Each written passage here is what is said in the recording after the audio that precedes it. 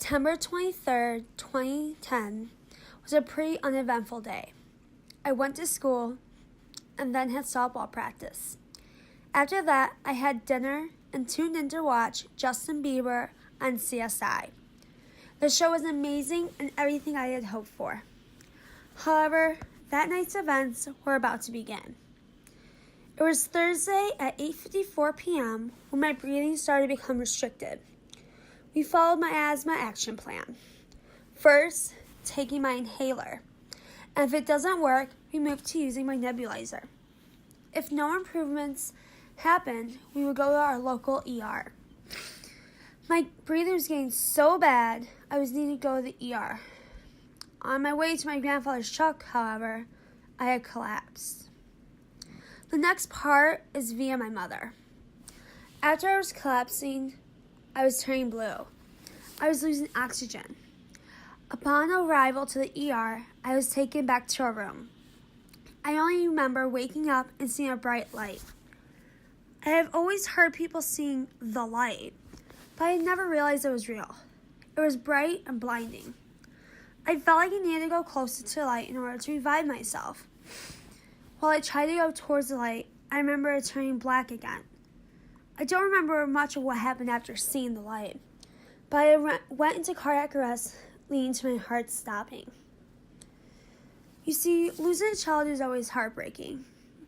The staff had told my mother to start making preparations. I didn't think I would survive this. However, my mom pleaded and begged the doctors to continue trying. They had used a defibrillator one last time. It must have been a miracle. My heart started up again, and I began breathing again.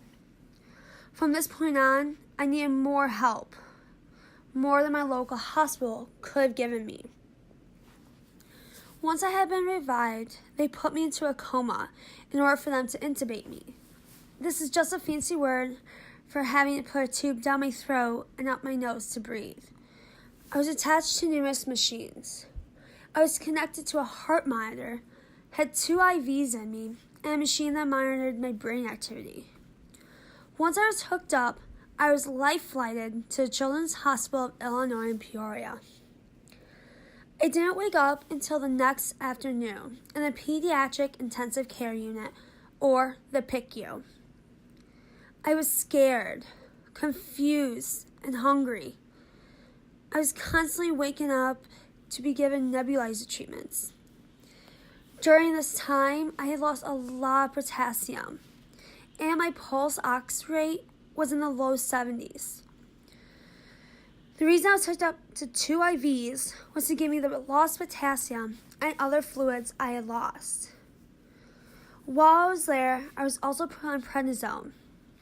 Prednisone is a strong steroid that helps open up the airways. While I was there, I was constantly asked what started this attack.